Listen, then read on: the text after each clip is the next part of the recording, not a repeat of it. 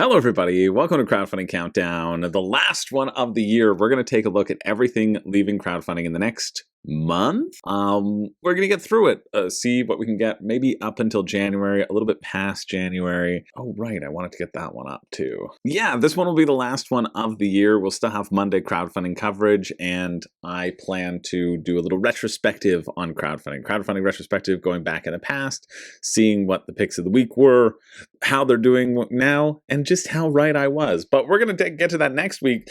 We're going to finish up this week. There's some fun things that are happening to finish off the week. But before we do, every Monday, I am giving away a $25 gift code to the Wheel, not to the Wheel of Names, to Into the AM. Into the AM is one of my favorite clothing stores. That's a lie. It is my favorite clothing store. I love their Henleys. I bought these Henleys myself. They have sponsored the channel in the past, and now I have an affiliate link down below as well. But because of people using that code, they're like, hey, enough people use your code, we're going to give you a bunch of gift cards. Do whatever you want with them. And I decided to give them to my great patrons, who, shout out to Ilya for jumping on board, supporting the channel. Thank you so much for jumping on board. And also shout out to Rochelle and to Ron for upping your pledge. You guys are awesome. It's the season of receiving. No, thank you so much. Like, I am eternally grateful to all of my Patreon support. You're all fantastic. If everybody who watched this channel would donate like $2 a month, that would allow me to pretty much do this full time. And that would be really cool. I'm going to push forward and try to get a bunch of sponsorship stuff for next year, since my role at WSBG has been reduced as well. Just because they got to be mindful about their budget for sure. But anyway, I wanted to shout out and give thanks to my patrons and give you all a Christmas gift, or some of you. So we're going to spin the wheel. And we're going to give away a $25 gift code to one of you. Who's it gonna be? Who's it gonna be? Ben Davies! Congratulations goes to Ben.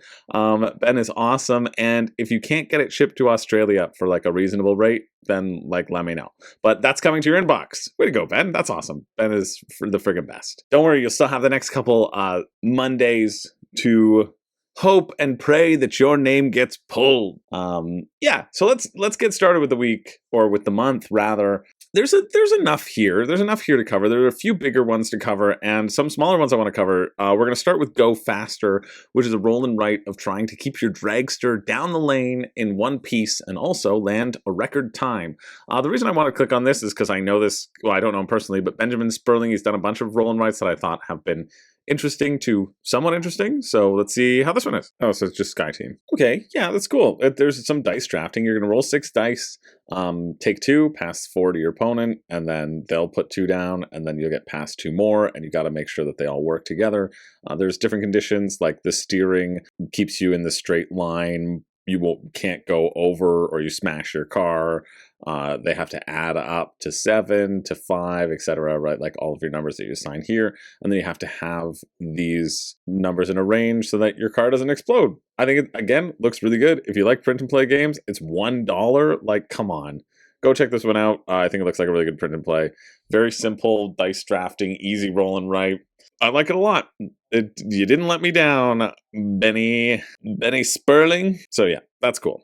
Okay, moving along, we got another one, Christmas postcard games, just print and send. I don't know if this is going to be good at all, but, you know, I like little Christmas postcards. You could print and play, you could send them out as a greeting. Again, only $1, so that's pretty sweet. Let's check this out. Okay, nonsense video, don't put anything there if it's not going to be about the game. If I wanted to hear a bad choir sing Silent Night, I would go to any school. Here's what you can do. Merry Christmas. Here's a postcard game. Thank you. Merry Christmas to them. Put a bunch of tokens on here to make things work. Move around, bounce your dice around. You choose a location for your hidden gift. It's like Guess Who. So just like little mini games. Not bad. They're $1. I don't think I would bother printing them out from what I've seen. But they seem fine. They seem nice enough. Maybe I'd get it for $1. For $1, not too bad. The finish is Tuesday, December 16th at 7 p.m. Oh, I see. Okay, this is kind of a cute thing. Dragon Roast Coffee. They're doing really well. They're just going to get a coffee based around your specific character. So if you play like a necromancer, you can get the necromancer coffee, or like the bard coffee, or the ranger coffee. So if you like coffee, I think that's really cute, and a lot of you like coffee. I don't drink coffee. I just get my energy from all of you. I just suck the life out of you when I see ya. Slurp, slurp. Actually, by you watching this video, you've entered into an unholy pact with me that your essence will be transmitted into this painting that I own, slowly captured for me to lick over time and get the essence. I think that's how that story worked. But yeah, I thought it looked cute, so I figured I'd include it in the links down below. This, I don't think looks cute, but I mean, it looks maybe like a funny card game.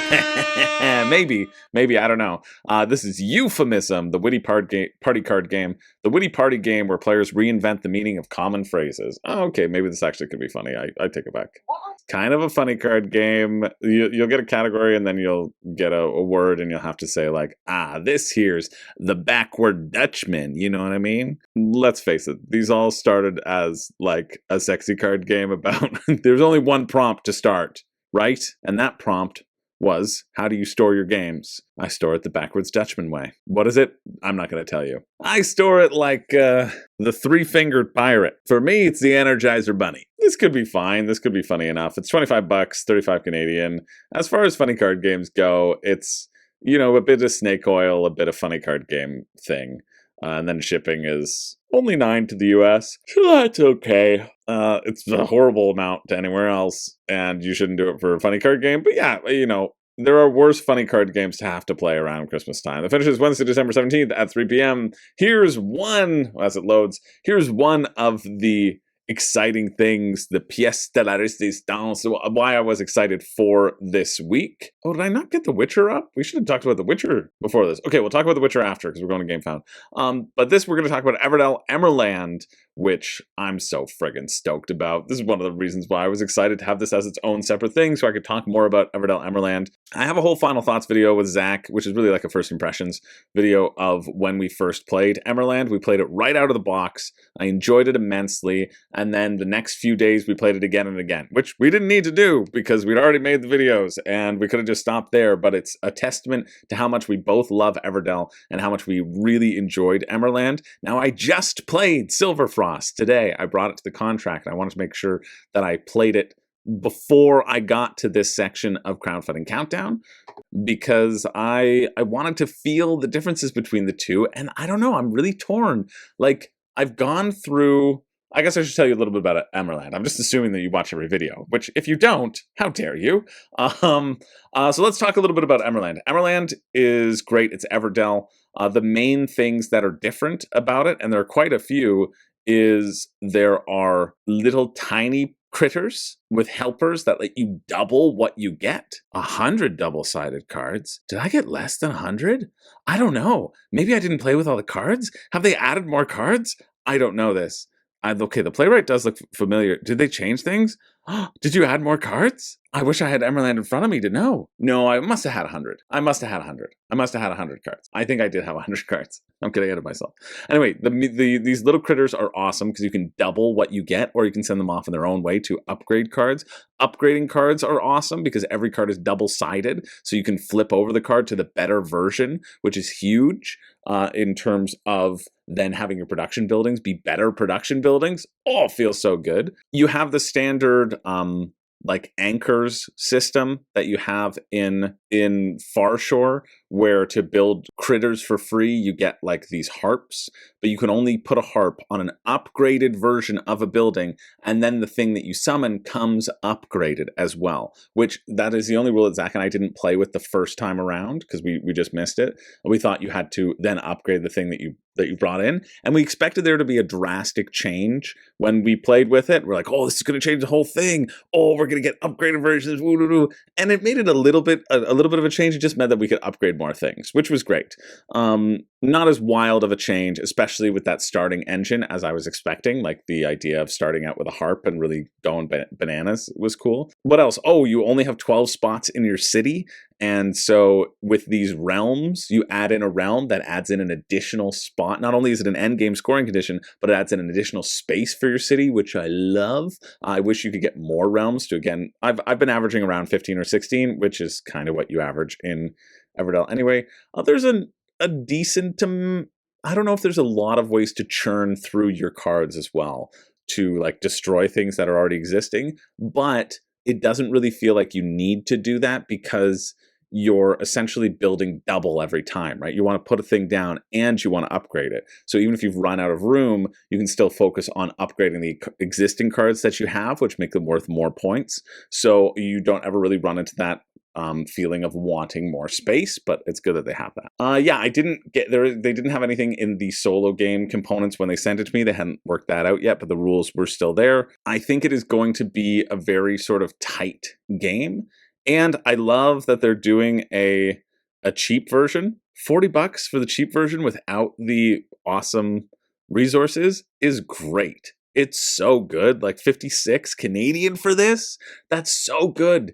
Oh, I love, because Everdell is expensive, right? Like Everdell's around $80 Canadian anyway, to 90 now. And like the collector's edition, which you get all these fun resources, which to be fair, I think they are the best set of resources. I was playing with, it's giving me that feeling, you know, that feeling in the back of your neck right now, like with nails on a chalkboard. That's what the moss and silver frost gets me. I'm just like, why did you choose to do that? I hate it. Oh God, it's like a visceral feeling for me. I should replace them. I should really replace those. Yeah, I'm just gonna replace them now that I think about it. I have the power to do that. It's my game. I can just replace it. But yeah, the as always, the resources are a highlight for people. But I love that you can get it cheap. That if you have enough resources, you don't need the resources, you can have a smaller version. I think that's friggin' awesome. This game is great. When I played it, I was like, wow, this is potentially my favorite Everdell of all time. And I've played it a few more times since, and it's still really, really good. Zach really didn't like the drawing the artifacts from the bag. So there's a one where you have to draw artifacts from a bag, and it's a little bit random, and our luck every time we played was just friggin' wild, that we always ended up getting the higher point value ones, which was interesting. I don't mind that aspect of it. I think there are ways to mitigate it and the ways to draw more tiles, but generally I don't really care about investing in that mitigation because I'd rather invest in other things that just give you resources. I think it's really good. It's really tight, and the amount of options that you have are so explosive versus Silver Frost, which I also really love. And I love the base as well. Like I put Silver Frost like just under the base. And I think Emerland might come down to Silver Frost's level as well. I love the base game so much, and especially because I played Silver Frost today with somebody who'd never played Everdell before as well, which I was interested to try that out. The restrictions put in place are so delightful, and the flow is so delightful. But I just like, there's something about that original that really scratches my excitement aspect. I don't know, it's so hard. Like the best part about Emerland is that it really does feel different. There is a distinct difference in feeling, and that feeling is more tightness. Like more tightness and so many options because of the flipping of cards. However, with more plays, I was like, dang, I wish there was even more variance in the card. And so like the flow of it all was that idea of like, okay, upgrade, just having, I didn't feel like I got to see as many cards, maybe because we were just playing 2-player games, me and Zach. Like I think it's because so many cards are unique in Emerland. In Emerland, so many of these cards are just like, there's one of them and that's it. And that makes for a much tighter game experience. And so when you don't see the repetitions as much, and so you don't like churn through the deck as much. The market being only 6 cards is really limiting compared to 8 cards, and that has a huge effect on the game, especially you only having 6 cards in your hand. It's tight in a way that the other games aren't tight, but also it's like very open in that way. And so it's really interesting, but you maybe get less of the abundance that you get in the other games as well. It's awesome though. It's really awesome. Okay, what are these other pledges? I need to look at what these other pledges are. Pledge tiers. We have these includes 45 deluxe artifact tiles. That's stupid. Don't do that. What are these? Those are different shape. Oh, deluxe artifact. I need to see a little bit. Okay, deluxe resource vessels includes the 45 deluxe tile. Okay, so the deluxe tiles are just thicker things and they're not cardboard. You don't need this whatsoever. You're not, it's not like a bag builder where you're like, you need to draw everything. They're cardboard and it's fine. You're reaching in there once and pulling things out. It's, I wouldn't go for this. You do not need these deluxe resource vessels either. Who cares? Who cares? Just put them in bins. You don't need it. This is dumb. Don't need it at all. Don't do it. This, the wooden ruins, it's going to come with like a punch board ruins. You don't need it. The ruins are fun. It's not as fun as the mountain. I think the mountain is their most fun. But this is like a track that you're moving people along. And I don't think it's as fun as the tree, but it's certainly better than a lighthouse. It's still very fun, and I would still assemble it, but you wouldn't need the ruins. I mean, get your plushies if you want, but no. Ooh, a little blanket. Ooh. Honestly, that's also a good price for the Silver Frost Collector's Edition.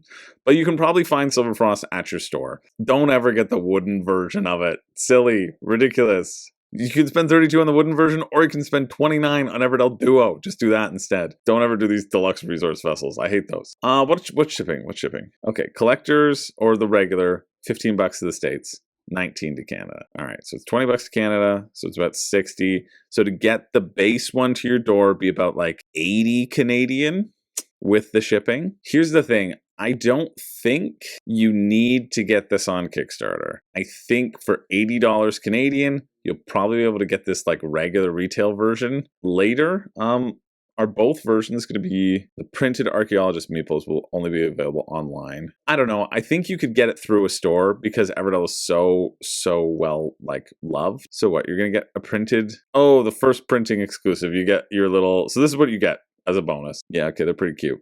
But I don't think they're necessarily worth the shipping. Yeah, I don't know. I mean, I gave this like 5 out of 5 best of the year. I stand by that wholeheartedly. It's so good. Silver Frost is also a 5 out of 5 best of the year. It's so good. Everdell is my number 2 game of all time. I love this so much. And so people are asking me like, oh, if I could only get one, what do I get? I still would say the base. I still would say the base one is your first thing to get. That's for me personally. A little bit of restriction put upon your game through the cards themselves and the gameplay, then go with Silver Frost. If you want a little bit more of a cutthroat game because of a lack of options and like a tighter board where you have an abundance of choice because of the upgrading abilities, then I'd say go for Emerland. But Emerland feels like tight in a way that the other ones don't. And I still don't quite know how to describe it, but it's that in a really good way. Yeah, I think they're awesome. I'm going to keep having all 3. Farshore, I'm probably never going to touch again. Now that I have 3 versions of Everdell, Farshore will be the one to, like, I was only going to play Farshore 1 out of every, 10, 15 plays. And now, well, sorry, I've got like Emerald, Silverfrost, Everdell. Yeah, they're just all so good. I love them all dearly. I would recommend you get Silverfrost rather than Emerald because Silverfrost is out right now. And you can get it and you can go and enjoy it and it's amazing. And then a year later when you're like, man, I really want to get some, then you can go out and get Emerald as well. Like if you only have money to purchase one right now, go get Silverfrost. It's awesome. It gives you, again, that great twist on the Everdell format. And then like a year later, you can be like, okay, Emerald's finally hit shelves. I'll go get that now. Like they're both amazing. If you're a fan of Everdell, if you've loved all of the games, it's so good. This is my pick of the week. It's like my pick of the year. It's exceptional. They did it again. 100%. It feels so good with the little helpers to get double the resources. Oh, the dopamine that courses through your body is just like amazing. So yeah, I liked it.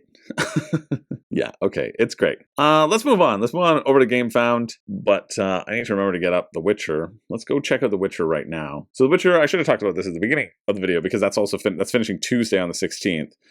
They have just dropped their all-in, so that's good to know.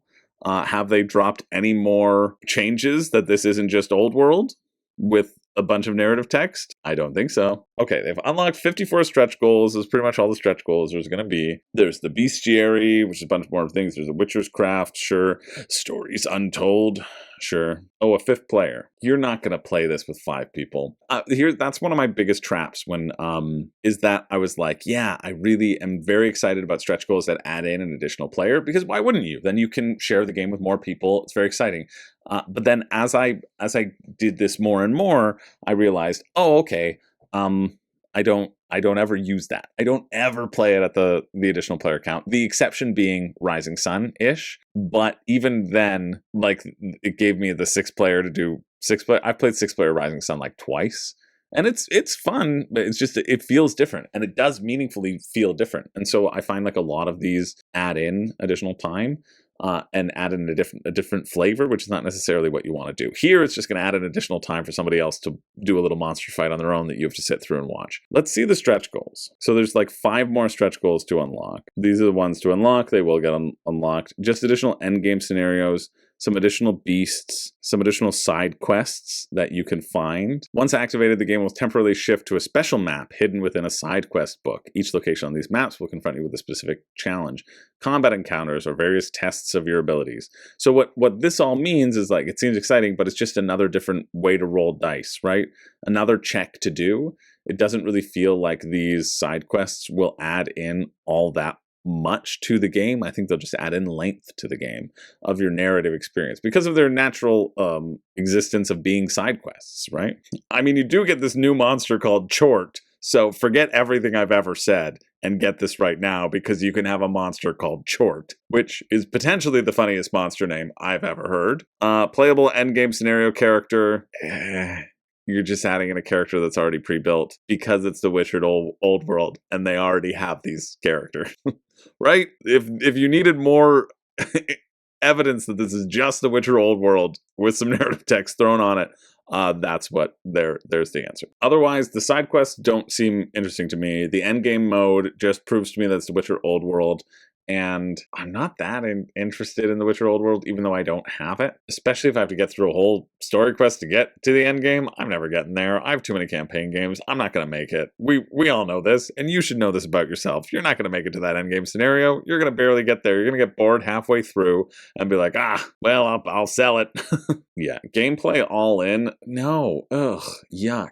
$259. The base game, the standard version is $109 with the standard stretch goals. The deluxe version is $174. The gameplay all in is $259. And then does gameplay all in include the deluxe? Yeah, it does include the deluxe version. At least there's that. Yeah, I don't know. They just, like, have they given me content summary? Have they given me any more breakdowns? Not really. It's all the same stuff. There's no additional proof that I'm going to be blown away by the narrative as it stands. I'm really not that impressed with this. I think it looks, if you're excited by The Witcher and you want that narrative story and, like, you didn't get Old World and you've been kicking yourself because of it and you've played Old World with somebody else and you're like, whoa, this is amazing, then for sure, this is the one for you. If that situation doesn't apply, I don't know. It's not really for me, but hey, what the hell do I know? It's raised 4.9 million euro, almost $8 million Canadian, 18,000 backers. They're fine with me not being excited about it, but I just don't see the appeal. Maybe because I'm not a Witcher fanboy, but I'm a fantasy fanboy. The gameplay itself seems kind of boring, but what can you do? That finishes on the 16th at 4 p.m.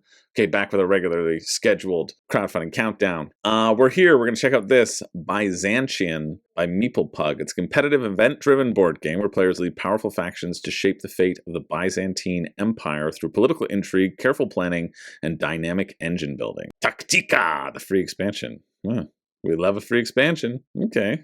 Meeplepug, what have you done? Oh, they did Mesopotamia. Oh, they did Dark Blood. Interesting. Yeah, I didn't think Dark Blood looked that good at all. Oh, did that do the $1 pre-pledge? I better double check. It's not on my list here, so I'm going to hope they didn't do it. Yeah, artists do incorporate modern technologies, including AI-based tools in content generation. Yeah, so it's just AI generated. Every piece of artwork in our projects has been touched by human hands. That looks good. Okay, cool. Or they print it out. They stroke it. This is like when I was a kid, I had to take my dog on a walk, and we lived next to a park, which was a 10-minute, 15-minute walk away, or shorter if you cut through the woods, which we did.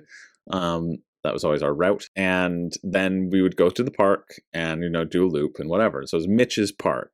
And so some days I would do like the backwards loop of Beckers, as you do. And then I didn't really feel like going up to Mitch's park. So I just would put a stick on the ground and I'd call it Mitch's.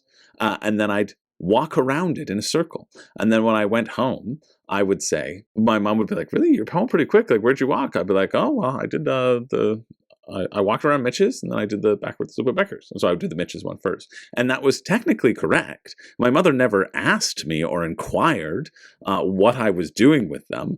But yeah, I mean, that's what all of our art has been touched by human hands reminds me of, right? It's so generic. You can fudge anything nowadays. Anyway, I was looking up to make sure you weren't launch booming, right? What did my ad found? Oh, that's GameFound's ad stuff, right? All right, rulebook. The Byzantium Empire is challenged by 9 random unfolding historical events.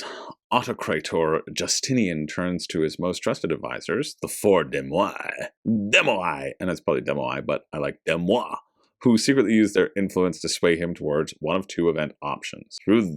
Though the Demois cloak their counsel in the language of loyalty, their tongues serve the quiet ambitious of their own schemes. Once the bidding is resolved, the Emperor's will is final, and all Demois must follow his decree. Okay, great. So all that's a lot of text to say, hey, bid on 1 or 2 results. But I like that. I like events that you get to bid on rather than just having random events. I think that's a lovely thing. Okay, there's some engine building, and if the task isn't... So it's like Dead of Winter-esque, where you all have to contribute to it, but whoever contributed the least, like Catan, Cities and Knights, feel the wrath of the Imperial displeasure. This feels like so overblown. Everything. The Demoi must carefully choose their place on the initiative track. To act early is to seize first choice from the Empire's offer before rival factions lay claim, yet to act later grants a sharper edge when casting one's influence upon the unfolding event. We get it. You bid for turn order. Like, everything can't be epic.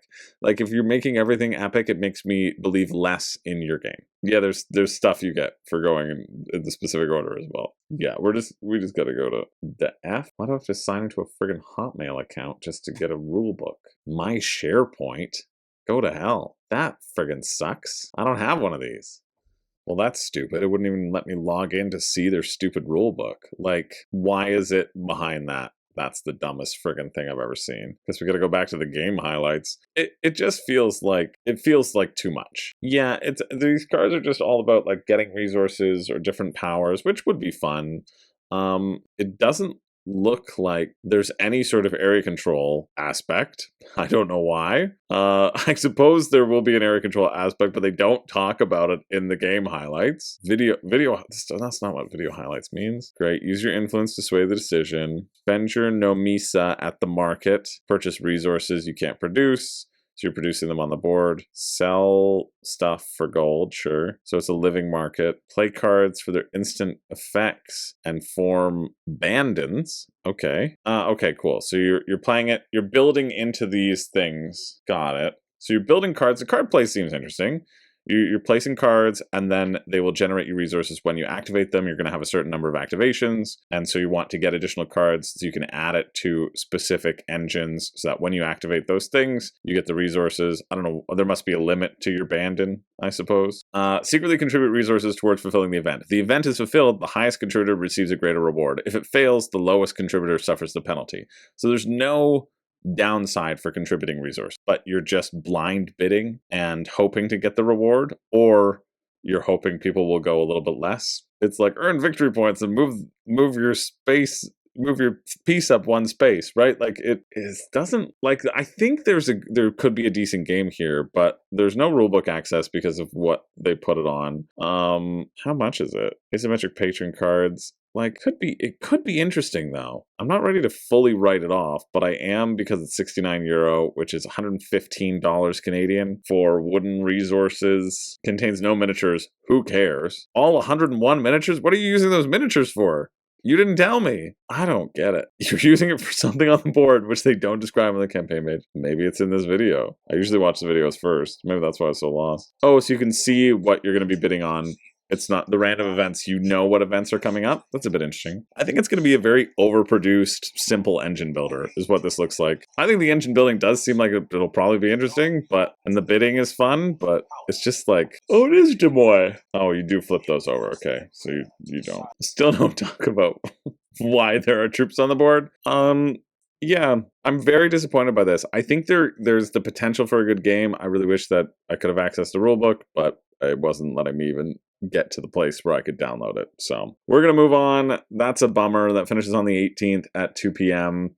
Again, I think it's going to be simple engine building. The engine building seems very simple. The bidding also seems very simple. It's just mostly cards. I don't know what any of the deluxifications are for or why it's as expensive as it is, but apparently people are buying it. So what can you do? Anyway, we're going to move on to this one, Hood. Troubles in Sherwood by Phalanx Games, a widely asymmetric board game of rebellion, power, and unholy ambition. Now, I got to check this out because I could have sworn I've heard of this before.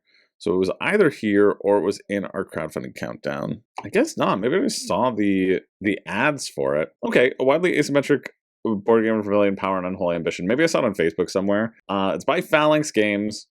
No AI, which is nice. Somebody sent me a message on email, be like, "Hey, you checking out Hood?" I was like, "Yes, I am." They said, "But I'm a bit worried about Phalanx." And as you maybe should be, Coalitions is Phalanx's game way back in 2021, which I still don't know if they've delivered. So let's check in and see if they've delivered Coalitions. Then maybe you can back Hood because they've actually delivered a project. December 11th, the freighter has reached the port. So this was 4 years ago. 4.5 years ago. It'll probably get to you maybe before it hits the 5-year mark, but it is arriving, so that's good. What else does Phalanx have outstanding? Probably everything else. U-Boot, Triumph. I don't know. I mean, they're finally delivering Coalitions, so they're making good on that promise. Yeah, let's check it out. Let's see. I just try to base it off of, I mean, I don't know what every company's shipping thing is, but I do remember that Phalanx was real slow with Coalitions, and then I was interested in Coalitions as well. It would be great if that video told me anything about the gameplay. That'd be nice. So there's 4 factions. They're all going to be wild factions, and you're going to get some pirates as well if you get it now. You can get a bunch of other factions too. They're throwing every faction at the wall. They're trying to be the next Root, essentially. Each round you take 3 actions to push the story forward. Advance your forces, seize territory, capture rivals, or develop your holding. That's 4 actions. The map evolves as you play, creating new routes, exposing new weaknesses. Growth feels tempting, but every upgrade opens a door someone else may rush through. Blah, blah, blah. Sherwood pledged $90 Canadian, €55 all in, so you add in additional factions. So it's like $20 for each new faction. Oh, 4 expansions, including, so 3 expansions. That doesn't seem too bad. The Witch expansion, the Dragon expansion, and something else that hasn't shown its face yet. We're the merry men, we're merry when we're stealing from the rich. We'll empty out your wallets and we'll throw you in a ditch. We're merry, yes, we're merry when we're stealing you along. We'll bury you with nothing when we finish up this song. We steal from the rich and we give it to our merry crew. We're outlaws and thieves and we'll steal from you. Yes, we'll steal from you and you. I wasn't in that song. So we have the 4 factions. We have Merry Men, we have Sheriff of Nottingham, whose people fall over for some reason, if you believe the video. And then you have the Bishop of Hereford, whose people fall over, if you believe the video for some reason. And then we also have the French. Where are the French? Oh, the French nobility, whose people fall over and turn into pillows, if you believe the video for some reason. Like, get lost. Rules, yes please. Lighter and easier to grasp alternative to Root. That's a really winning quote right there. The turn looks simple. Trigger your faction ability, take 3 actions, develop your strength, pay for King Richard's ransom, collect income. Doesn't seem that simple. But the moment you start choosing how to use those steps, the game shows its teeth. You move units through the roads and thickets, trade with merchants, or rob them if you bold. Rob them. Build and recruit, intimidate rivals, sabotage plans, expand your territory, and split influence where it most counts. Each faction bends these tools in its own direction. Robin Hood gains fame by giving gold away.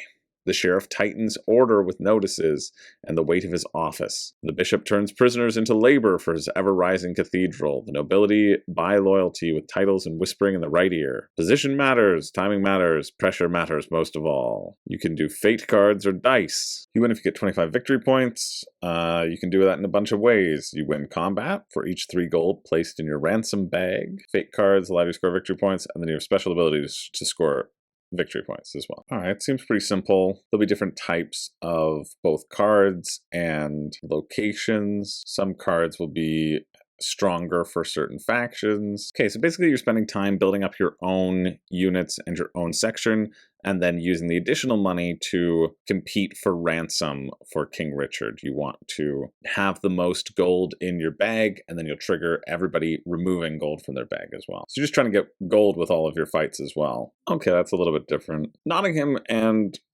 Robinhood feel similar. You're going to be investing in specific areas, right? It's going to cost you to put things down. Robinhood, they give money to the poor.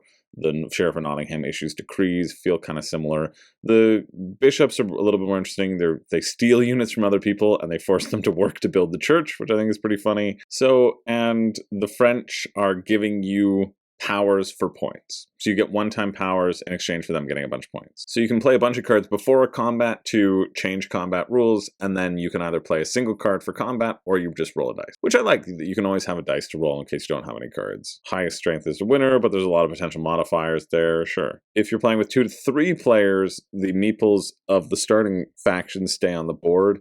They have their base strength, and so you can still use these meeples to get victory points to get a little bit of gold, because combat, you need combat. Yeah, it seems pretty simple, fairly standard. A lot of that's going to revolve around those fate cards as well. The factions don't feel wildly too asymmetric in a sense, like with Root, people are like, yo, you need to learn every single faction before you play or else it's not going to make any sense. There's a lot of similarity between these factions. You all have something to sort of upgrade, which will give you bonuses for yourself, but those bonuses are different, right? Yeah, that seems all right. I don't think you would need the all-in at all. I mean, I know it's been pledged so many times. I think the play is the potential €55, 90 Canadian, and then if I had to get it, it'd be an additional €23 to get to USA or Canada, 14 to the UK.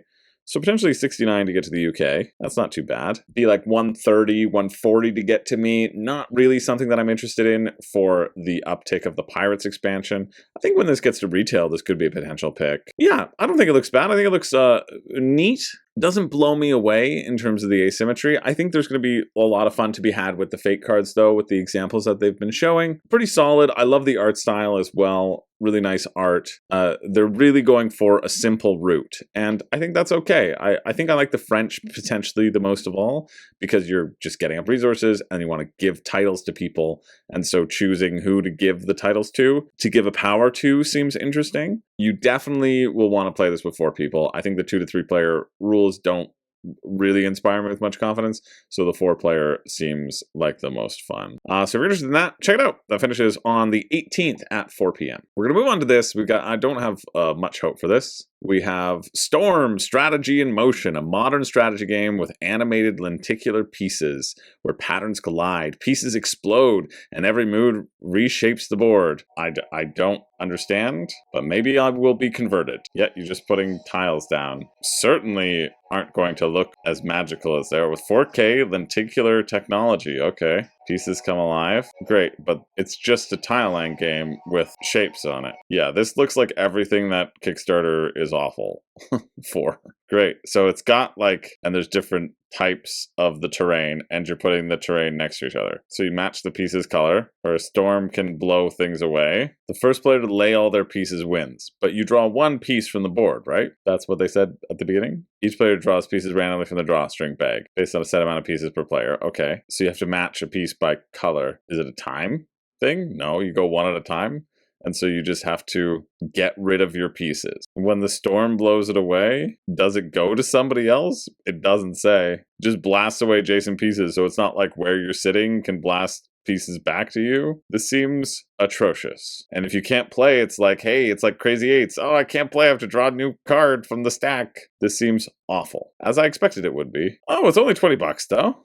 Oh no, that's for the, yeah, wait, sorry. It's $88 Canadian for this Crazy 8 nonsense of a game where they're just showing you animated pieces and hoping that you get excited by whirling shapes and colors. Like, what are you doing? If you're backing this, what are you doing? I can only assume that this has to be a money laundering scheme, because that's just insane. That finishes Friday, December 19th at 12 a.m. Next up, we've got this Gamekeep, the modular board game shelving system. The shelving system made for board games. It's just a new shelving system. Only 18 backers. It's raised $7,000 though, because it's probably expensive. But let's yeah, I was kind of highlighting this. Gamer Hub. What have they done before? They've canceled a table. They canceled a tower, and they made a board game organizer. Not the best start. A Puzzle Connect system. It doesn't seem like that would be that sturdy. But I get people who want to store their games vertically, like mad people should not have them all stacked on top of each other because it can damage it more. I prefer vertical for that exact reason, and you just frame it so that you can store it vertically. But yeah, if you're looking for more shelves, what's a starter with 9 shelves, it's $165 Canadian. For that, you can get like 2 Calyxes. I don't think the juice is worth the squeeze. And they don't really feel like that modular because they're set steps in which you can lock them in. But yeah, if you're looking for something that's like Box King, you can check it out. I'll leave the link down below. That finishes Friday, December 19th at 1:08 p.m. Next up, we got Clinch. Every hint counts, a micro boxing print and play game, a quick, tense, strategic, dice-driven duel in pocket-size format. Sure, let's check it out. 2 players, 20 minutes, 4 cards, 3 dice. Roll 3 dice, give 1 to you, 1 to your opponent, and then 1 to your initiative. You can also assign 1 and re-roll the other 2, sure. Okay, initiative is you get to go first the next round. Sure, and then each dice corresponds with an attack. Not as exciting as the other roll and write that we covered this week, but still seems fine. How much are you? €3? $5 Canadian. Doesn't really seem that interesting to me, but I like the idea of making those choices. There's an arbitrary decision that you can't keep doubles for a reason that math probably will tell me. But yeah, that's fine. If you're interested to finish this Friday, December 19th at 5:59 p.m. We're moving along to Raw the Dice Game, Rheinlander, the 6 of 7. Oh, the 6 of 8. Thank goodness we didn't get a 6-7 in there. And new imports, updated version of 2 classic Rhino Knizia games with artwork from Ian O'Toole, plus the 6 of 8. And 7 new import titles for 2026. So we're going to take a look at all of these, I guess. So I think we've covered some of these before, though. Oh, there isn't a Raw the Dice Game? I thought we looked at Raw the Dice Game. I guess not. Maybe it was just an add-on. I don't have it listed in the list. I just feel like I've seen these before, and I can't find a record of them. But maybe they'll come back. 25th Century Games does this thing where they talk about all their imports. These are all going to be at retail, I believe, but you could get them as a bulk bundle deal. Yeah, 6 of 8. It's a trick-taking game. I know this. I don't recognize these new imports section, but I do recognize all of these. So you get a little bit of a discount on MSRP, and you do get some additional special bonuses for each one. Little promos. It's very much like the one from BoardGameTables.com. Sorry, I'll play. Maybe I remember Phantom of the Opera. I don't know. Good thing is, Rhino Knizia's games are usually very rules light, which makes sense because, click here to see the rules, yeah. Because that's how he's able to, oh, it's all of them right here. Sick. Great.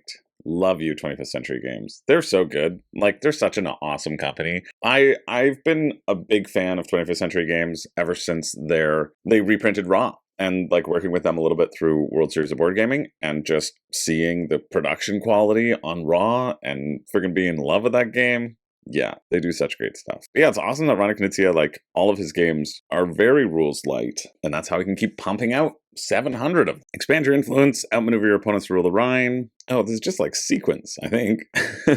Basically. Play a night card from your hand, you place it in the discard pile, then you place influence on the board, so you're just like claiming spots on the board, and you draw a card. Knights are numbered 1 to 54, you can put them next to a river.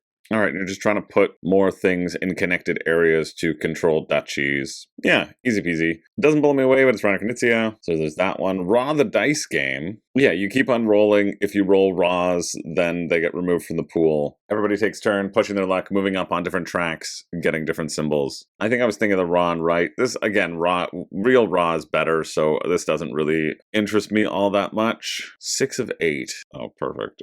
The rulebook's friggin' a fold out. If you're playing it in partners, you'll deal out the cards, you'll be able to pass things to your partners, which is always fun. You just get 1 point for each trick you win, plus the diamond value of every card in the trick. Sure, so it's just like a must-follow trick taker, but some of the cards will have point values on them. So whatever you're playing, you're potentially giving up diamonds, or you want to set your partner up for giving them diamonds. I think that's the key, right? You want to keep your high-value point cards and play them when your partner's going to win the tricks. Again, that doesn't seem that interesting to me. So those are the 3 of their sort of highlight ones that they're doing. I don't quite see why you would use these cloth player bags. It's mostly just like dice and cubes. You're not really pulling things out of a bag, but it's Raw, so they want you to think that you are. 6 of 8 doesn't seem that interesting to me. It wouldn't scratch my itch that much with trick taking. Doesn't really have a spin to it. Okay, we're on to Pulitzer. I think we looked at this one, right? Yeah, we looked at this one recently, didn't we? Because I remember the Am I going crazy? Because I remember, it was an All for Nothing or Road to Infamy games one that had all the connections with this. So it's a similar theme, but it's a different game. Okay, yeah, you lead an American I swear I looked at this. I think it was a different one. You lead an American investigative journalism team in turbulent early 1970s. Your goal to uphold your newspaper's prestige and circulation while allocating resources to complete a groundbreaking report, one that could win the Pulitzer and immortalize your names in journalism history.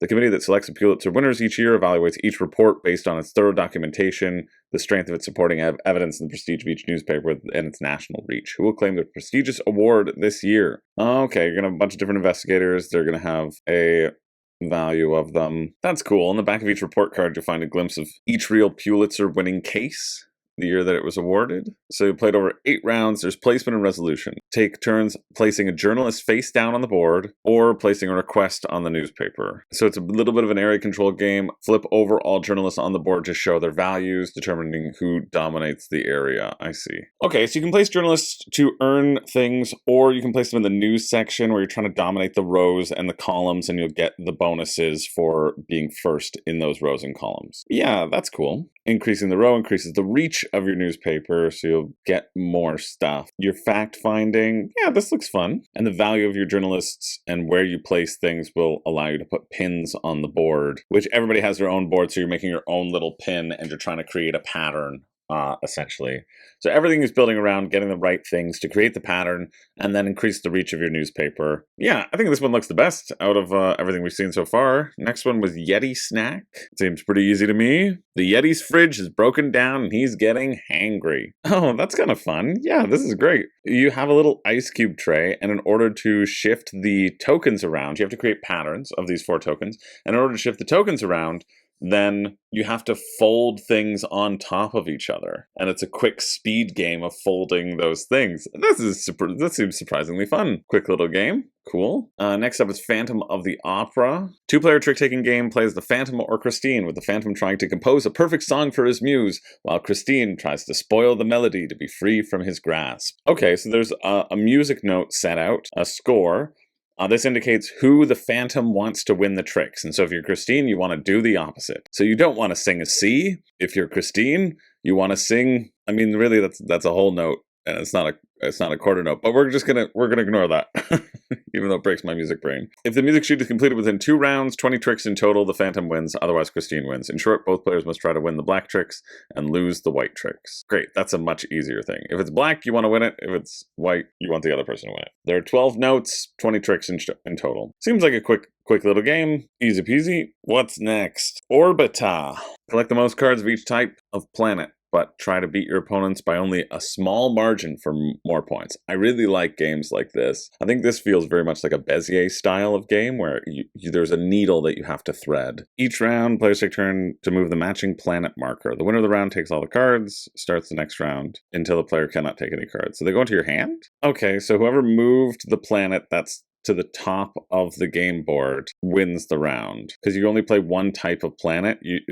You're playing just sets of cards, and you're moving the planet. So it really doesn't matter how many cards you play. It's you can only play cards that are grouped together, but what matters is you moving the planets a certain number of spaces. The winner takes all the cards, sorts the card by planet in front of them face up, so you can see the numbers of the card their opponent has won. When a player is unable to play because they have no cards remaining in hand, or because the only cards they have remaining are the same planet just played by the first player, the game ends. For each planet type, check who has more cards of that type in front of them. The player with fewer cards flips those cards face down, gives them to your opponent. These face-down cards are worth 1 point each. If both players have the same number of cards for a planet, another players score that planet. After scoring all 4 planet types, the player with the higher score from face-down cards only wins the game. Okay, all right. I was skeptical about this a little bit, but I don't mind that. You want to, I guess, like the whole key to this game is going to be deciding how many cards you play at the same time, right? Deciding who goes out first. You're probably just going to always want to play more cards, but it'll depend upon the positioning of the planets, because if I play 3 purple,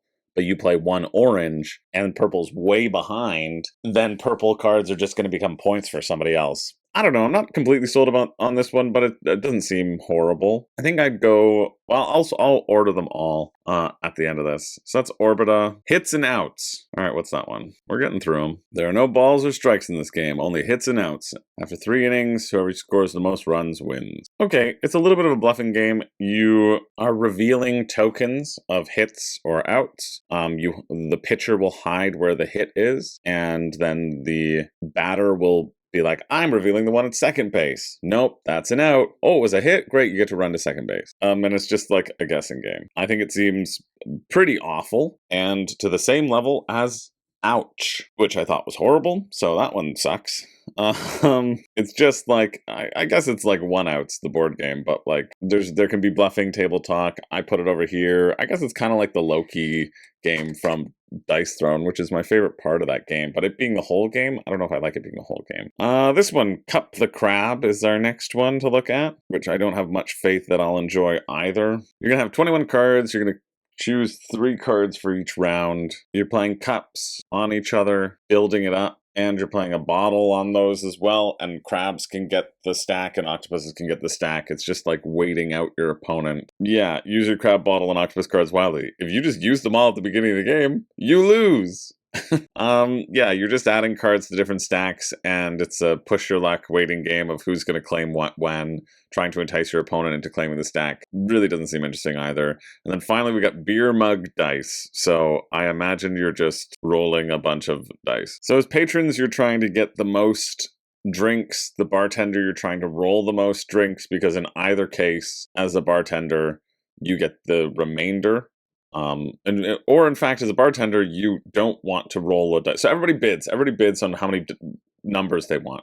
You roll dice, you roll as many as you want, hoping that some dice will be standing up. And then you choose when to stop as a bartender and be like, yes, I've made 34 drinks. And someone's like, well, I bid 36. I wanted 36 drinks. So I would have gotten 36 points, but instead I don't. And the bartender gets all the points. Sure, it's like if the bartender busts, then the patrons receive all the drinks they ordered and the bartender doesn't receive any drink. So just a quick little rolling dice game. Seems better than like the cup one, but certainly not my speed. Yeah, that's the beer and dice. So let's see, how much are each of these? They were at the beginning. Shipping for all games shipped to the same address, it's $10. So you could get everything, boom, all together. All right, so the 6 of 10 being $10, I really like that as a price. That makes me like it a lot more. That's what I want a trick-taking game to be. That's awesome. I think that's great. Phantom of the Opera, also $10, is a great price for a trick-taking game. This is making me... And Orbita being $10 is a great price for a trick-taking game. Normally, trick-taking games on Kickstarter are like $20, and the fact that all these are $10, this is insane.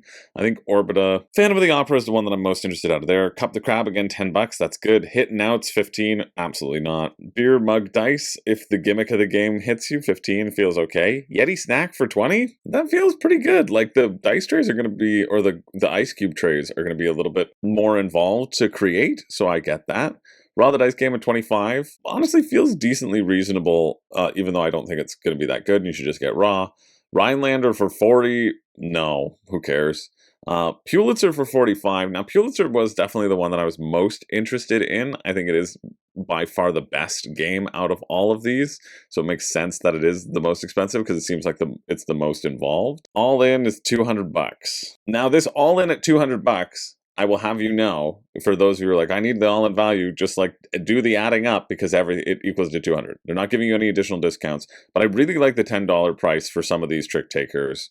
Phantom of the Opera seems cool. So what's the order of them? If I had to do it, and I will in the grunt down, we're going to go number 1's Pulitzer. Number 2 is Phantom of the Opera. Number 3 is Yeti Snack. Very surprising for me. Number 4, I guess, is Orbita, even though I didn't think it was that good. Number 5, maybe Raw the Dice Game. Number 6, Rhinelander. 7, 6 of 8. 8 is Beer Mug Dice, 9 is Hits and Outs, and Cup the Crab is 10. Yeah, those would be my order. Once you get past Yeti Snack, I don't think it's worth considering the rest. But yeah, not bad fare, and like really good prices on all of them. So I'm very happy with the pricing on that. If any of those interested you, feels like a pretty good deal. That finishes Friday, December 19th at 10 p.m. We're moving along to Radiance, the solo game of the month. All right, this is the last solo game of the month. Become a luminary and embark on an epic quest to defeat the Shade. Protect the last of the bright cities. Upgrade your deck. Learn new skills. Master the elephants. And yeah, I said elephants. Master the elephants and discover explosive combos as you explore and fight your way through this highly modular and endlessly replayable adventure game. Endlessly replayable? Boy, oh boy, sign me up. Deck builder, start with 12 cards. Said it was inspired a bit by the Lord of the Rings LCG as well. They're double-sided, so you can upgrade them, it seems. Choose your luminary, profession, and hobby. Of course, choose your hobby too. Yeah, me. I'm Zorgon the Great. I'm a paladin, and I love knitting. And with that, I'm gonna wreck my foes.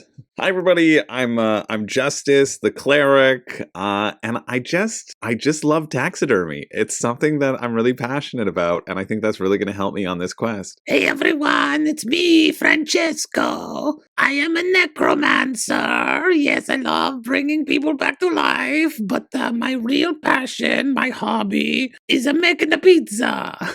And a spaghetti. I want to be a spaghetti brother one day.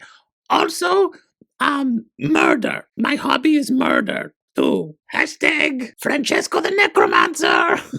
Play cards and assign them to action set rolls. Action, booster, attack, and explore. Okay. This round's attack card becomes the next round's explore card. Sick. Okay, so there's some forethought in there. Block treachery progress and explore the current location using explore points. This gives me like Neon Hope vibes, which is, I know, also Arkham Horror LCG vibes, which I really didn't like. They sent me Neon Hope, the people who did Earthborn Rangers, they sent me a copy of Neon Hope, because I read through the rulebook and I was like, this doesn't look fun at all. And then they're like, we think you're wrong. And then they sent it to me and I played it and I was like, this wasn't fun at all. Like, I really just hated it.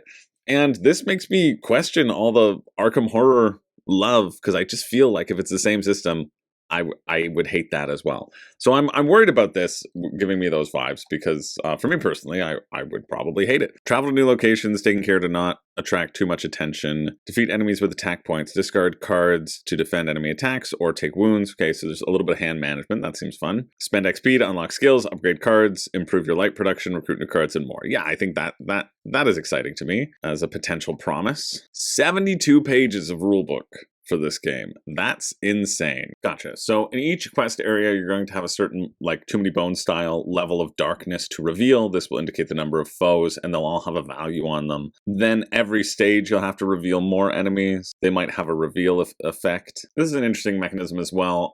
There's a light bar, which basically indicates the amount of cards that you can play. And the more cards you can play, the less enemies will attack you. So basically, this is going to represent the ramp up that you'll want, that only one enemy attacks. Yeah, sure, there are 5 enemies out there, but if they all attacked at the very beginning of the turn, you just get wrecked, right?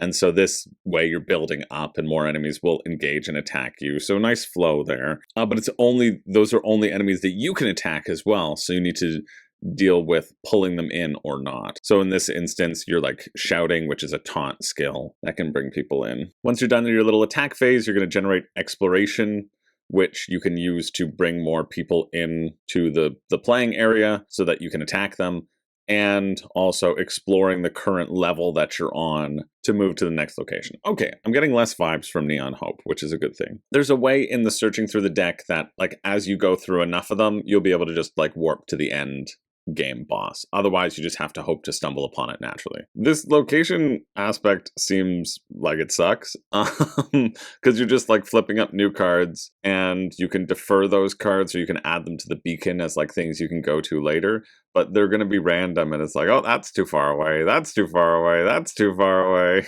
However far you travel, the threat and resistance cubes will advance, and they'll make the dangers that you face more difficult. I don't know why you can still attack after you've explored and traveled to a different location, but apparently these enemies just follow you forever if we want to think about it thematically. But basically, you build up your attack points, you sign them, they just do damage. That seems pretty simple. I like that as an example turn. The example turn gives you a nice sense of how it's all gonna be laid out. Each person is going to have a different number of stats The rulebook seems like a lot, but, 16 pages are just like describing things that you could probably intuit if you've played games before, just by reading through the recommended example turn. When are we going to get to the deck building? That's my question. Oh, and then it's talking about the modules that are in here as well, which you can get in the deluxe version. I mean, yeah, okay. I don't think like the attacking is that interesting, but I like how the things are being seeded. I like that there's this randomized element to the darkness. I like that you're spending your action points, and the more you spend, the more people will attack you, and like the ramp of the game feels like it'll be cool. I don't know why you said deck building, because, a deck you can recruit from. So as you go through an upgrade, then you can get additional cards. Okay, that makes sense. So it's with your XP that you can then add additional cards to your deck. The fact that there's a $5 print and play is awesome. I think that's amazing. I think that's so great. And the basic one being $25, 35 Canadian, especially because their shipping is always really good. Like shipping is usually $5 to the US, 6 to Canada, 7 for the deluxe game, 8 if you're getting more. Like you could get this for $30 if you're a solo player and you like that little card combo thing. It really does feel like a no-brainer. I'm intrigued. I'm just not a solo player. I'm intrigued by the flow of it, though. I haven't played Marvel Champions, but the connection to Marvel Champions, I don't know, people throw out like, this is like this game just to both provide a touch point of what it does feel like, and I think also to, as like a marketing tool to entice people, right? But yeah, like $25 for this feels pretty good. You're getting 4 different Luminary cards, right? And 4 different professions that you can mash together and go through with different like combinations. I really do appreciate the replayability. The locations will give you slightly different effects as you go through. I think this looks quite nice, even though I think the travel system doesn't seem interesting to me at all. I would prefer if you had to go through the waves, but a lot of it is tied in with this concept of that exploration phase, and then you just trying to find a different location, and then more stuff will come up. And so I think that sort of randomness and drawing what you want and having to travel too far to get to different places, and it being I'm not thrilled about the exploration system. I think it's going to be a bit tedious, but I think the combos that you can do a luminary and a profession and a hobby, don't forget, and have those working together, and the waves of people that you'll be fighting, I think that's neat. You're not going to need the deluxe. Don't get the deluxe. You don't need it. Like, what's the difference? It's like an additional $14, but I mean, I guess it's easy to upsell yourself, right? It's an additional $14 for dual layer boards and a couple modules. That actually feels pretty reasonable. I can see why people are doing it. But for me, like a $40 game versus a $60 game is, after shipping, after conversion, is pretty significant. And I would want this to be a $40 game, just for my tastes. Doesn't feel like it'll hit the heights of 60 because it's just like a little diversion. I mean, a little diversion with a 72-page rulebook, which needs to be briefer. But yeah, that one's quite nice. I think it looks neat. That finishes on the 20th at 12:59 a.m. We got through 3 tabs. Thanks a lot, 25th Century. Now I gotta go do another show. Dang it, I'm running out of time for this. Oh, I can cover this because it's just gonna be nothing. Fantasy Food Fight, a baking battle royale. An exciting quick-to-play card game where you bake dishes, fling them at others, and fight to be the last baker standing. It's just a quick take-that card game, right? That's funny. Dry stuff, wet stuff, and tasty bits is very funny. I don't think he baked that. I think he got that from a store. I mean, great video. Great video. It's probably a nothing game, but a great video. You bake a dish by discarding a bunch of stuff. You steal cards. When you bake a dish, you throw it at another chef. They draw a card from the splat deck and gets a point for each card, ranging from 0 to 4. When they collect 8 points, they're out of the game. So it's just like a random thing. You throw it at somebody, they're going to get a random number. And with zany swapping abilities, it's $17 though. Usually you see 20. So 17 is legit a good price for something like this. That's Saturday, December 20th at 3:34 a.m. There we go. We're feeling better about this. Also, I'm going to cover this one because I've covered it before.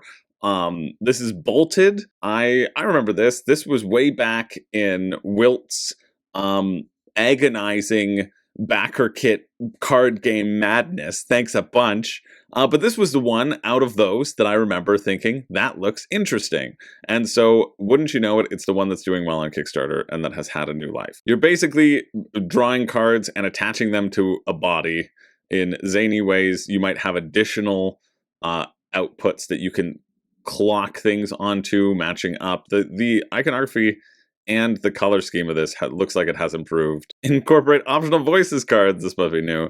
Its existence is nothing but misery. See, this is very funny. You're just like, you're using your cards and you're plopping them together to try to get the most points by sticking all of your bits together. How much are you? Oh, print and play is $5. Good. One printed copy of the game is $29.40 Canadian. Again, like if you were 17, I'd say go for it, go for it. The fact that it's that plus shipping is just, it's too much, but it is a very funny concept. So if that tickles your necromancy, that finishes Saturday, December 20th at 10 p.m. Did someone say necromancy? You have to murder before you can raise them from the dead to be your loyal servants. Oh no, Francesco.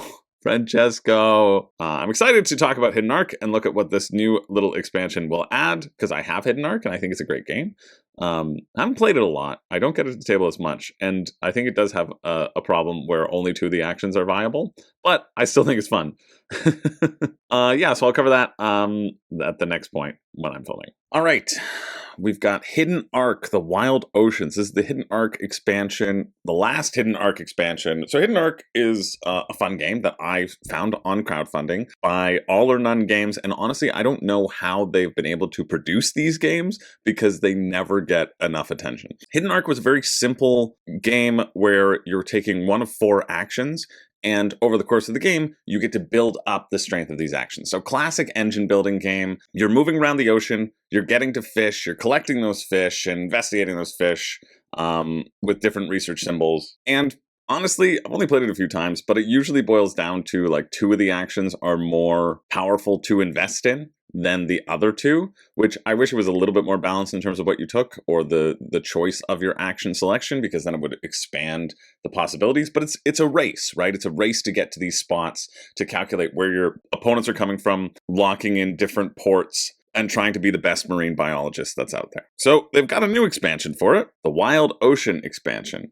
which introduces what? We're going to find out. Event cards, exploration cards, and a campaign mode with reward cards. I think that sounds awful. You don't need a campaign mode. You basically max out at the end of everything, at every game. But I do like that this is just €7. So it's very small. It's very well priced. Hidden Arc was with it, it's going to be €47, so 76 Canadian, and then shipping makes it very expensive. I don't think it is worth that much. I contemplated getting the expansion for it, but I just haven't played the original to make it worthwhile getting the expansion. Like, I don't gravitate towards it, and it's not like the expansion was going to make me pull it out additional times. I really do need to get it to the table again, but I think its reliance on these 2 actions, like one is the moving action and one is the research action, which just gets you the resources that you want. Those feel like the most efficient. You'll be building ports eventually, but there's only like 3 ports that you can have, so it doesn't really feel like it plays into too much. But you have to move your rescue vessel onto the fish and then use the research symbols to rescue the fish. Or fish it and eat it for dinner. You could pretend that you are a maniacal evil scientist who just wants to drain the oceans of all their delicious exotic fish. And you could do that too. But yeah, it really scales well. It's nice. It chains together. The deep fish expansion didn't give enough to me that would vary it. It just gives you additional fish to get, but the same flow of the game is the same. And usually that's the type of expansion that I like, but I wasn't going to pay it and the shipping to get it, so I didn't get the expansion when I got it way back. But yeah, it's fun. It's a fun game. If you like a very simple engine building game, it's worthwhile getting. Nothing about what they have shown here with their new event cards. Like, I don't mind the idea of event cards. Yeah, only 1,000 copies were printed and the game went below everyone's radar. And Hidden Arc will not be reprinted. That's nice. This is the last chance that you have to get this. I'm excited that I still have my copy. I was very happy to have backed. I thought it was worth it. I like a game that does exactly what it's setting out to do. And this did pretty much exactly what it's setting out to do. I just wish you could use the other 2 actions a little bit more, so it makes more sense to invest in them from a strategic standpoint. Oh, nice. And it might have a home on Board Game Arena as well, so that's cool. But yeah, just having little event cards doesn't do enough for me. I don't know, though. It's only $12. What's shipping? Western World €7, so it'd be like $24 to get this little mini expansion. 24 is not bad. I'm talking myself into it now. I just wish that like there was any information about what these event cards do. and the exploration cards do, because it doesn't really look like there is any information about it. Like, there's nothing in the updates, there's nothing in the comments, there's not really any description on how these things will work. There's no rules for these new things. It's like they're just throwing some buzzwords down and they're saying it'll work. But unfortunately, I'm going to need a little bit more information about it in order to consider backing. Maybe I'll get it, though, because it finishes Tuesday, December 23rd at 8:21 a.m. If I get it, I would actually contemplate backing, because $24 to get it to my door is actually pretty good. If it would be like a one-time event, like that changed the balances of what you can do on your turn and makes it a lot less linear and makes it, less obvious what the optimal choice is, that could be good. Yeah, okay, talk myself into it. Next up, we've got Grand Quest for Dragon Eclipse. Now, I did a 5 reasons you shouldn't back Dragon Eclipse, where I talked about Zach's experiences with this game, and that's pretty much it. Like, I'm not going to get it. It doesn't seem that interesting, and there's been a lot of really great comments over on that video, so you should check that out, of people who like it and are excited about it. People were saying that they loved True Solo because you bring 2 mistlings into the competition, and even when your first mistling is completely unbalanced for that one fight, you go, dang it, I guess I'll just redo this whole fight with another mistling. And that's great that that works for some people. That certainly doesn't work for me. That certainly doesn't seem fun for me, where I'm just like, oh, I'm lost inherently because this is boring and sucks and is not a fun fight for every character, and wasn't, tested with every character possibility, because you can't. So now I just have to try again. I don't really like games that are like that, but it's great that it works. It works for some people. So I still stand by I would want to do it as 2 players. People were also saying that you don't have to use the 6 mistling cards in your deck, so that can give you more deck construction. And I'm like, but it's still like 16 cards, right? And they're like, yeah, but you're right, it doesn't do that much deck construction. So for the most part, I think I did a pretty good job on that video, right? I did a great job. I did a great job, didn't I? Why did my other hand go here? Don't worry about that. That's actually my rest in peace to Tom Stoppard. That's well, I know that's already going to be a GIF now in my Discord. Yeah, you can't make these funny gestures on the internet, but this is my impression of Tom Stoppard writing a play. Because it is. They're great plays.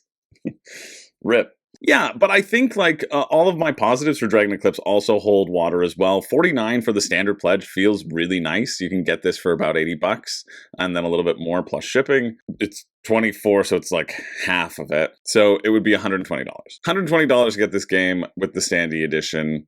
But you are getting a bunch of additional stretch goals, which will give you more mistlings, which, again, I think Awakened Realms are one of the only people who provide value in their stretch goals. Still, I know it's bought into the price and balanced in the price, but I think you end up getting a better deal on crowdfunding than you do on the aftermarket or in the retail market. So I think it's worth highlighting, especially if you're getting things like this. Or if you're like Dwayneski, who just buys 17 copies and then flips them. Hi, Dwayneski. Hope you're doing well. I don't really have too much more to say about Dragon Eclipse that I didn't say in that 5 Reasons You Shouldn't Back video. So if you're curious about my thoughts and Zach's experiences, you should go check that out. It seems fun, lightweight, simple narration. The combat itself just doesn't get me super excited. I don't need this to have I don't need to have this in my collection.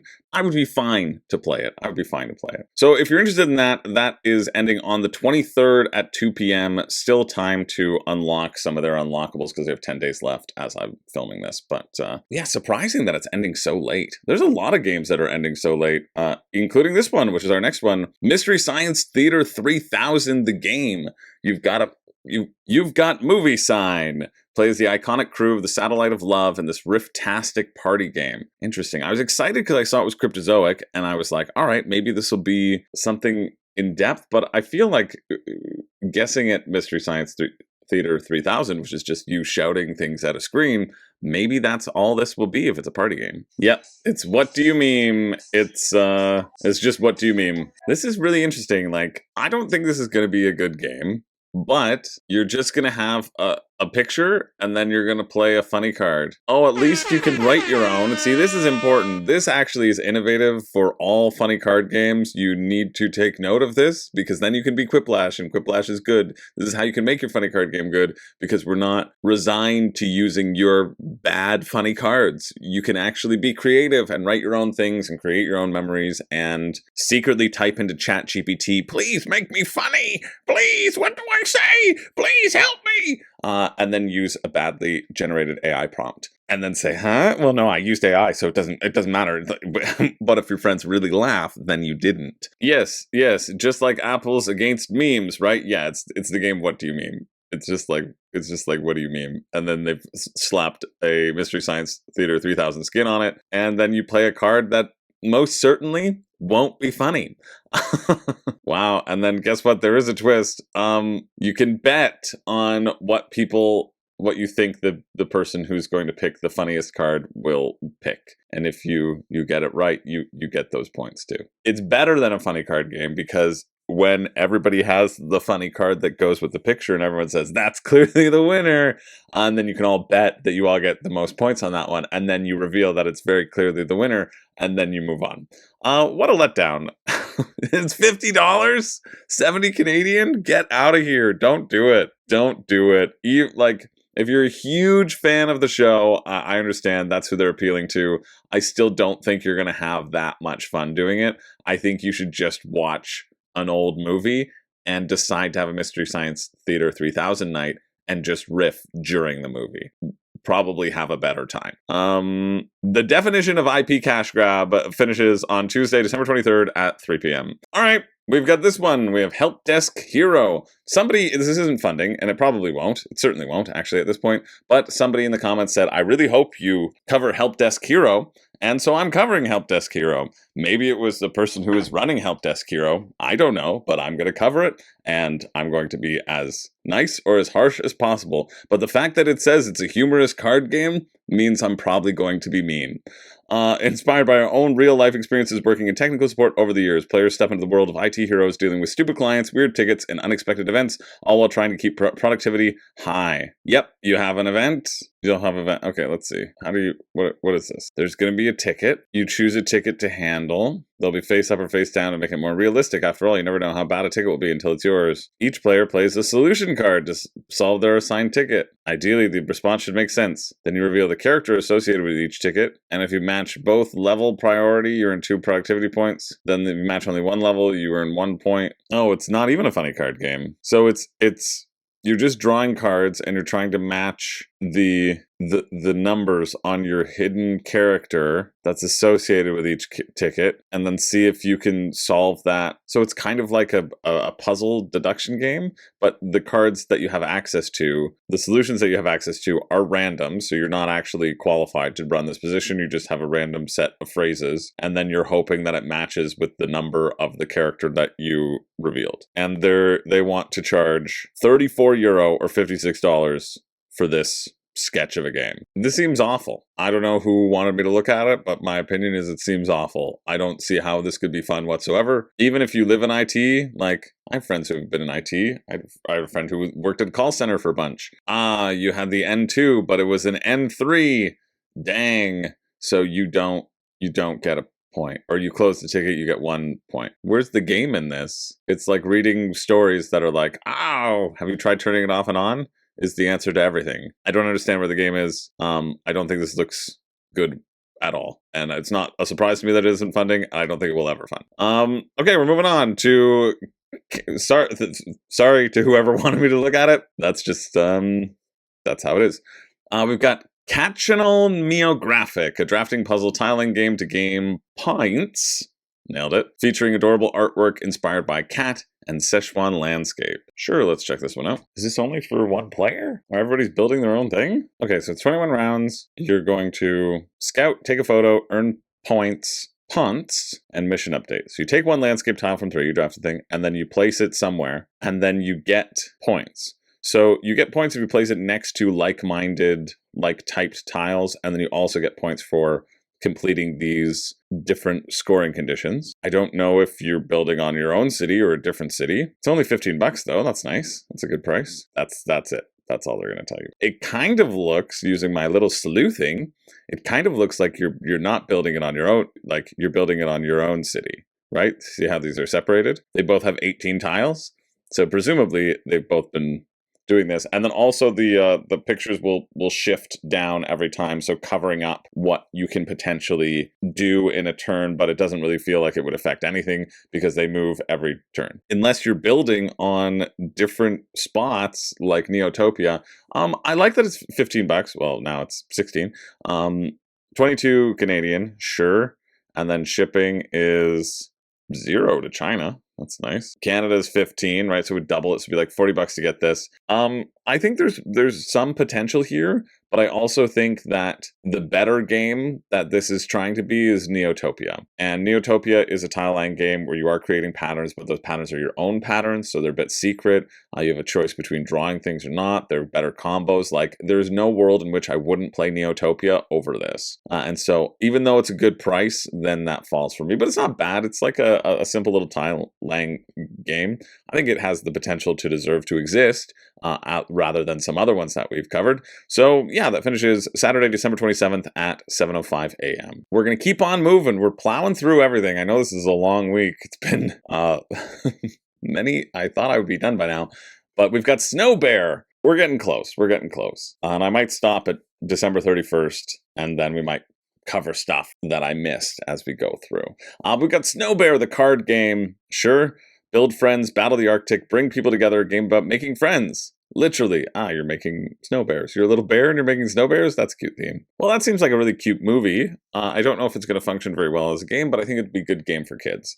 Like, who can't play games? Snow Bear sounds really sad. It's about a polar bear who doesn't have any friends, so he needs to build himself a Frosty the Snow Bear. I mean, come on. Basically, mechanically, how the game is going to work is you're going to draw a bunch of cards from a communal deck, and you're going to be piecing these people together like a puzzle, one piece at a time, and when you complete it, you get to take that friend for yourself.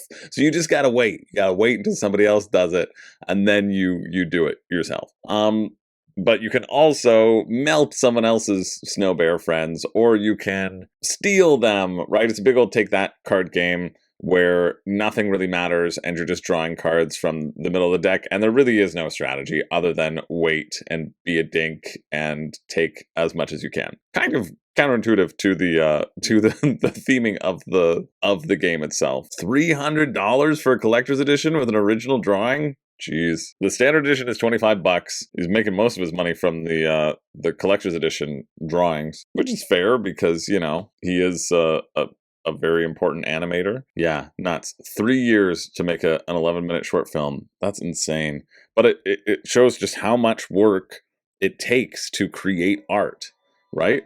Like, I think this is, for those of you, like, the conversation is always around AI art, but, like, it takes so much work to create this sort of stuff that now, the computer's just spitting out. And so it's just off of the backs of all these people and all these people who learned these things. But yeah, $25, 35 Canadian. As a game, I don't think it's really that good. As an idea, I think it's very cool. As a game, I don't think it's that good. But there's something to be said about, like, the visual aspect of building a puzzle on the table, right? Like, puzzles are fun. You can get those connections, especially if you have little kids who are just learning what puzzles are. They all have the name associated with them. It's just like a bunch of little mini puzzles, and there's a slight game element into it because you don't know what piece you're going to draw. So there's a potential there. That finishes Sunday, December 28th at 11:59 a.m. I just wanted to talk about this one because I thought it looked cool. This is the Infinite Quiver. Oh, get out of here, Kickstarter. Oh my God, stop it. 100 wacky, absurd, and deadly magical arrows that will excite and entice the rangers in your D&D party. I think that's very fun. If you had, I just assume that you can have a big old quiver and you can pull out whatever arrow you want and be Hawkeye with his Pym particle exploding arrows. And so just being able to have a whole deck of cards that's like, okay, I pull an arrow from my quiver. Great. You don't have to roll a D100. You just have to pull out a card, and you're like, and I pull out the bridge building arrow. Oh no! And then you have to shoot it at the orc who's charging towards you, who would have fallen in the chasm, but instead now gets to charge towards you even more on this bridge. But they don't know that you angled the bridge so that they run into the chasm. Maybe that's how you could do it. Anyway, I think it's very funny. You can have it in digital format for $20 or $12. They print it for $34, so absolutely wouldn't do that. But I think it's a really neat concept, so figured I'd mention it. Next up, we've got the Fighting Fantasy Solo Adventure Game Books. 5 role-playing adventures by Ian Livingstone and Steve Jackson. The classic series that's part story, part game, and you are the hero. Now, I'm only talking about this because I still haven't found that one. I think this might be it. I don't know if this is it. Because I had a book series. So this is the only reason I talk about this, because I had such fond memories as a kid. There's a book in, like, I gotta look, and I've looked when I went home, and I don't think we have it anymore. My brother had a book. He got it as like a stocking stuffer or something. It came with 2 dice on the front of it. And then in it, you could go on an adventure. You basically just do stat checks as you go through a choose your own adventure book. But in the book, you got to like the edge of a map. And it was like, hey, if you want to sail to this next world, go to this book. And I thought that was, again, like a really good tie-in on making somebody buy more books. Never bought more books. I just turned around, explored the map that I was on. I always had such a fondness for these things, and that makes me have a fondness for this idea, right? You just have a big choose your own adventure book, but you have stats, you get to roll dice. This is where my tag, my name was Drago? I almost said Draco. It's not Draco. It was Drago Thunderwielder. That was my name. Pretty friggin' cool. And I got Thunderwielder from just like flipping open a dictionary or something. And then it was like, I was around Thunder, and then it was Thunderwielder. And I was like, that's friggin' sick. So, yeah, I'm cool. Anyway, I think that these books seem neat. I don't think they're the books that I want to know. And, I don't know. Let's look it up. Yeah, they don't look familiar to me. I don't know. This vibe gives me the same vibe, though. Anyway, I figured I'd talk about it because you all are a lot smarter than me, and this is doing very well, and I think rightfully so. I think it's a really cool concept, so I wanted to talk about it. All right, next up we got Super Agents, Age-Friendly Future Beyond 2050. A policy simulation game to build an age-friendly city against the challenges of a super-aged society. I don't even know what that means. Maybe we don't age anymore? Let's see if this video makes any sense. There are 29 backers that have raised $8,000, almost $9,000. That's around 300 a backer. Well, this is bleak. They're like, in 2050, we're expecting 65% of the population to be real old and be dying out. Well, maybe we deserve to die out. So we need to prepare our our healthcare system. Do you think by 2050, all the racists and the bigots will have died? We can dream. This is one of those games that isn't going to have a win condition. Right, because it's a policy simulation game. Yeah. So you're just like taking on a role. It's like a little role-playing game, and you have to discuss policy and what you think you should invest in terms of policy. Not really a type of game that I care about whatsoever, but I think some people might. The basic game is $80. We have one person who did that. We have one person who did an educator bundle. We have nothing else. Oh, and we had 13 people who did the early bird bundle. So that's a total of 15. Then we have 14 mysterious backers who are just putting in money so it looks like it's successful. So that's not going to work. All right, let's go over to GameFound. We've reached January, but I'm still going to just cover it. We only have a few left, so might as well be thorough. It will take us like January 11th or something like that. We've got Boaromia Festival, which isn't funding, but it has 20 days left. You know, there's a potential here. The cooperative festival game full of amazing acts and questionable choices. It's also a Neverland.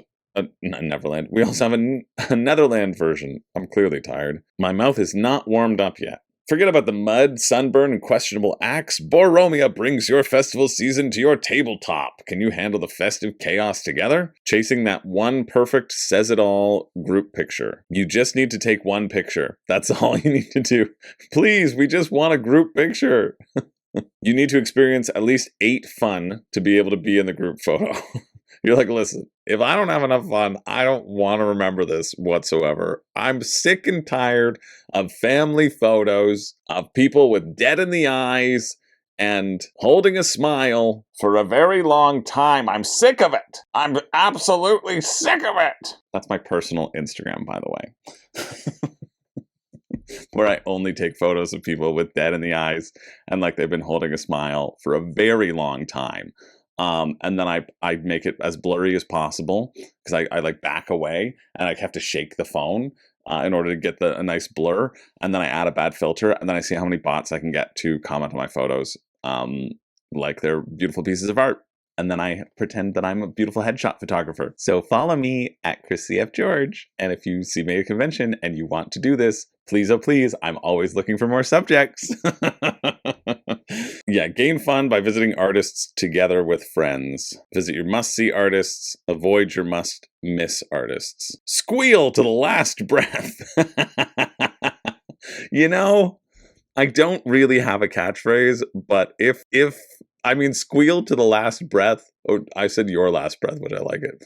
I'm just gonna squeal until my last breath, you know? What better way to live your life than squealing until your last breath? Each round you lose energy. Regain energy by eating at the food court, drinking at the bar. Squeal to your last breath. That's like the modernized version of Dylan, what's his face? Dylan Thomas? Yeah, Dylan Thomas. Do not go gently into this good night. Squeal, squeal against the dying of the light. Are you not going to give me a rulebook? Are you going to give me a friggin' sketch of this goddamn game and give me nothing? Well, you've given me something. At least I got my catchphrase. Check out our website for more information. Why? Why is the more information not on the place where I'm buying the game? Download the rulebook. Why is this not on your campaign page, you stupid idiots? Oh no. I don't need to tell people how to play the game. Yeah, they'll just do it. Yeah, they'll just back it. It's good. I promise. Who are you? I've never met you. Doesn't matter. God damn it. Like, is it really... I don't have faith that you can produce this game if you can't even provide the bare minimum of showcasing what your game is. Squeal! Squeal against the dying of the light. Squeal against the lack of rulebooks on a page. Gameplay summary. Skip this if it's your first Boaromia Festival. Don't skip it. It's the easiest way to get a summary. And then you frame what you're going to do, and then you learn about it in more detail. Everybody has to be at the same stage while an artist is performing. Everybody has level 8 fun. Yeah, why would I want to skip the goal of the game? God damn it.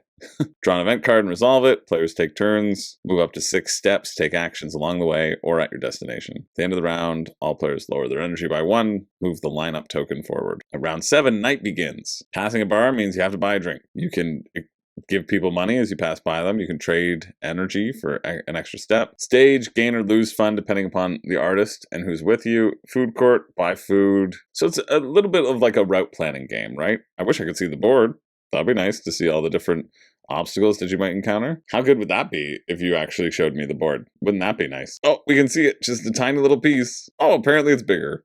Like, I just don't know how you look at that campaign page and you're like, yeah, that's good. Yeah, it's probably good. Like, you put hours and hours, presumably, into designing this game, and you look at that campaign page and you go, that's probably fine. Okay, here's the map, thank God. Okay, so there's these 3 different stages, 4, 5, 6 different stages. Once steps are taken, you can't undo them, I like that. So use your 6 movement. These are bars, I think. Would love to know. Okay, that's a piggy bank. These are drink stations. These pavilions are something, I don't know. But like presumably you have to walk around the pavilion or you got to cut through them to buy a drink, right? And that's where the route planning comes into play because there are obstacles in your way. It'll take you longer to get there without having to pay penalties, or you go through and you pay a penalty. You may not move through backstages, buildings, stalls, tents, or bushes unless your character's festival vibes allow it. Okay, so they're just obstacles that no one can pass unless you're special. Would love to know what any of those symbols meant, but I don't think we're going to get that. Right, you got to manage your bladder as well. That's fun. No, that's fun. Go to shows, be at the right stage at the right time. Yeah, that seems pretty simple. Here are some locations. Thank you. Stages, yeah. Okay, those are bars. That's what I thought. First aid, piggy bank, yeah. All right, I was able to intuit most of it. I think it thematically the theme shines here. I think it's very, very basic route planning. You know, I don't think the difficulty is going to be anything at all. But it's €40. It's 64 Canadian, and then shipping is going to be €6 to Netherlands. 20 to UK, 20 to Canada and the States. So like $96 to get this to me. Not something that I would ever want, but if you're a big festival goer, I think that's exactly who this is for. You can check it out. That's going to finish in January on the 3rd, I believe. Yep, the 3rd at 6 a.m. We're going to move on to this, which is honestly the only reason I'm delving into January, because it's by Salt and Pepper. Queen of Spies. Queen of Spies is a solo story-driven board game of espionage and daring missions set in occupied Belgium during the First World War. Salt and Pepper, I haven't played any of their games, but they always seem very well made. They did Battle of Versailles. They did the Pope one, Habeas Papum. Yeah, I like the stuff that they seem to put out, even if it like doesn't necessarily gel with me. They did Conservus. They do a lot of solo stuff. So, Liz Davison, she does a solo board game channel, I think. Take on the role of Alice and build the best spy network, recruit the best agents, and train them to improve their skills. Scenario-based. All right. Seems like there's potential here. Again, not a huge solo player, but this feels very familiar to a lot of other solo games that I've looked at. You're going to have a hand of cards. They'll all have different skills. You're going to place them around locations where you're trying to achieve certain heists. Each time you place something at a location, you add time to that location, so you have more time to prepare the heist, I think. So the more people that are there, the more time you have to prepare. And then for each thing that you pull, each person who's there, you pull out a token from the bag, and you hope to pull a bunch of check marks and not pull a bunch of police who will send you into interrogation. Yeah, I see like remnants of Resist and Witchcraft, but it's not the same system. It's weird. I really like bag building or bag pulling when you are the one creating the contents of the bag. I'm less interested in it as just a randomization mechanism, because I would just as well roll dice, you know? But I guess it makes it a bit cheaper. I see. You want to put the color on the side of the color. Neat. Oh, maybe you don't add time. Yeah, that would make more sense if you didn't add time. Seems like time starts there, and so you have a certain clock ticking down on how much time, like thematically that makes a lot more sense, how much time you have before you have to infiltrate the post office. That makes me like it a lot more. What, the actual rules make you like it a lot more? Yeah. Oh, that's good. And each operative will draw a certain number of tokens from the bag. That makes sense. I see. Okay. Third re-up. Frick. Just third is closer to the first one, where you put a person down and you're gonna put a number of time tokens there, and then they're locked in. So you can't use that person again. It's like a countdown clock is what the time is. It's the amount of time that it takes them to complete their thing thematically. All right. Yeah, it looks fun enough. I like that there's a wide variety of stuff you can do, different ways that you can complete your objective. The main game here is going to be managing that countdown clock, is what it seems. Figuring out, okay, these are where my good people are. How can I flip these cards? How can I upgrade these cards over the course of the game? But seems like fun enough, and a pretty decent price for €23, 37 Canadian, plus shipping. Shipping in Canada is awful, €20. So basically doubles the price for me. Not interested. USA is €14. Spain's €5. There's the rules. I think I got most of it now that I've combed through videos. Yeah, you have one boss lady, Alice, who has all the checks at her disposal. And so if you lose her, you lose the game. Pretty nice rulebook, though. Yeah, so certainly too expensive for me to be interested in Canada, but, you know, that's the usual theme of Crowdfunding Countdown. Only 3 scenarios. So if that feels like it will limit you, but presumably they're replayable. I don't know. It's also has the designer pedigree of somebody who's had a solo YouTube channel that was created 9 years ago. Although creation doesn't necessarily mean like they started posting videos. But you'd think with such a heavy investment into solo gaming that it would be a slick system as well. If you like cooldowns, if you like managing cooldown tracks, check it out. Okay, moving along, we've got the Print-and-Play Mega Book by Alien Foo Games. This is print-and-play games using component from games you might already own. Each game will have a low-ink version and use poker-sized cards for easy sleeving. This will finish on the 9th, and this is by friend of the channel, Joe. So that is absolutely why I'm covering it, even though only 3 people have jumped in. So it's a book filled with print-and-play content, 3 original games, alternate artwork for TCG games. That's what I remember Joe telling me about at KublaCon. He was like, yo, I'm doing this alternate art for your trading card game. I was like, okay, that's cool. But apparently there's a bunch of print-and-play that he's come up with as well. A monthly updated book of print-and-play games. Cool. Everything designed to be in a deck box. Oh, that's cool. And basically you're signing up for this thing, which will be updated every month. So let's see what we got. Play with your favorite toy cars in multiple modes, including deathmatch, kart racing, soccer, and more. There'll be 5 or more unique decks you can pair with your favorite cars. Print out multiple copies of each car to allow everyone to match their playstyle. Use your favorite toy cars. Yep, multiple game modes. Each car is its own deck for asymmetrical play. Cool. Then we've got a bunch of TTRPG cards, 5e compatible. Lots of unique spells, items, weapons, and story cards. Be able to hand players tokens of their gear. GMs and players can get help and inspiration from their story cards to build their characters, side quests, and more. This is the one that he was showing me, the TCG card variants. So if you want to like have some alternate art for lands and energy, if you're bored of your ordinary lands and you want just fun art for different lands, you can print that out. And this will be $20. $20 for the full year. Joe, where are your rule books? I think these are potentially interesting. But I think you need to tell people literally anything else about the games that you want to do if you want people to back Sight Unseen. Nobody is going to back this unless you add in more updates. I think all of these multiple game modes to have with your little toy cars are fun. That's great. But we need to know that there is an actual game before people give you money. Right now, it's essentially you saying, hey, I've got a bunch of ideas, unless they're in the updates. Okay.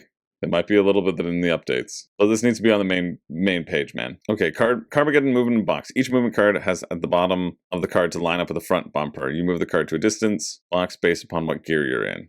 Okay, here's how I'm currently thinking to track some stats for the car. For example, damage, weapons, charge, gear, etc. Where the diamond points is the number you are on. Oh, okay, I see. So like you're shifting gears and stuff. And so you're just, oh yeah, that's not a bad system. You just like, you have those and you move them up and you're having like them as tracks, essentially. Or anybody could just have their own counter and put it on there. If you're expecting people to have their cars, they could have their own little counter as well and just put it on a card, and you wouldn't have to worry about this as a system. Right. Also, how do you get charges? How do you deal damage? How do you fight each other? Is there a board? On what size table is there going to be? Yeah, I think you need to show more. You absolutely need to show more about what the potential games will be, especially because you're like, hey, back me for this. I'm going to update it all throughout the year. You're going to get stuff throughout the year, which is a very exciting concept, which I think a lot of people could be interested in. But you have to show proof of concept first. You have to show what they're going to get in that initial fair, get people inspired and excited for it. And then you can be like, yeah, and I've got more ideas that I just have to work on. And people go like, yeah, no, that's no problem. I want to see those ideas. Right now, then you just have these potential land variants for people who play Magic the Gathering and Pokemon, which might be a different crowd, honestly, than people who want the print and play crowd. I don't know. I'm not quite sure how those markets intersect. Where are the rules? Like, what are the rules of any game that you're going to be designing? Also, I'm an avid gamer. Like, I know Joe as a person, so that's the reason why I'm looking at it. If I didn't know you as a person, Joe, I would rip this to shreds because there's no information. Like, you and I have talked about like your ideas and goals for this, and so I'm like, yeah, I'm cool, and I know that there's a vision, but there's nothing here that would ever make me want to back because you're not showing enough information. So, which I say with peace and love, because I think Joe's awesome. Love Joe. But you got to show more if you want people to jump on board. So, stay tuned. Stay tuned to this. Go check out the Mega Book and see what updates Joe makes and then decide for yourself. Okay, we're going to move on to this. I wanted to check out what this was. I always like modular board game storage systems, and this is one of them, or at least it says so in the title. Built to bring structure to your games, this system keeps everything perfectly stored, protected, and ready to play. It appears like it's just a big case with foam in it to put your dice, which it doesn't seem like that's interesting at all. A lot of games already have storage, or you can do custom insert storage for it. I guess it's for just like D&D stuff, right? Oh, I like that it stacks. It's cool if you want some minis, you want some stuff for that.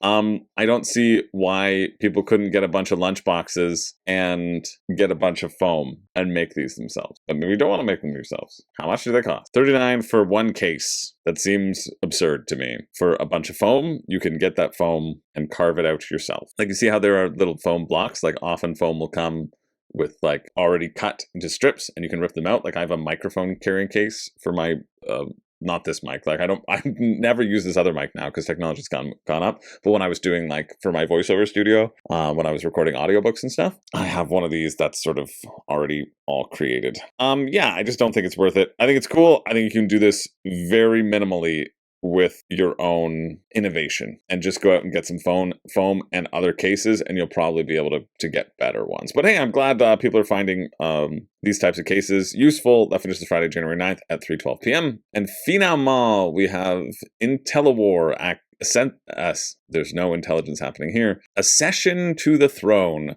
Fight for the silver throne. Draft your army, upgrade units, and roll the dice in this abstract strategy game. Sure, what's going on here? Okay, it'll be $40. You get a little play mat. You're going to draft these units, which I really like, and they'll all move in a different way and attack in a different way. Yeah, I think this maybe seems like a very simple skirmishy style game. Draft and deploy 6 units each. Activate 2 units each turn. Upgrade your units and hit harder. because they start out with specific dice. Okay, cool. Nice. I really like that idea of like everything you do will get you XP. Eliminate the enemy prince or eliminate all enemy unit tokens except for the prince. Read the rulebook. Yes. I'm more excited about this than I expected to be. 18 unit tokens, and so you're going to only be using 12 each time.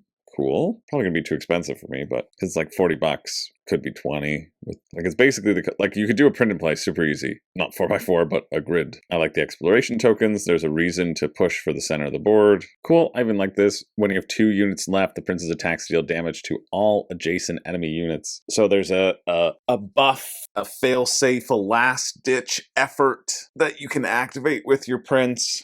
Cool. You activate two units, then you have to activate 2 different units. But then you can go back to activate the same units that you activated in the first turn. You can't perform the same action twice in a turn, and you also can't attack and then move. So you either have to move and attack, move and special ability, or attack and use special ability. So once you've moved into danger, you're moving into danger, or use special ability and then run away. But it's only when an attacking unit eliminates an opponent's unit, it earns an extra XP.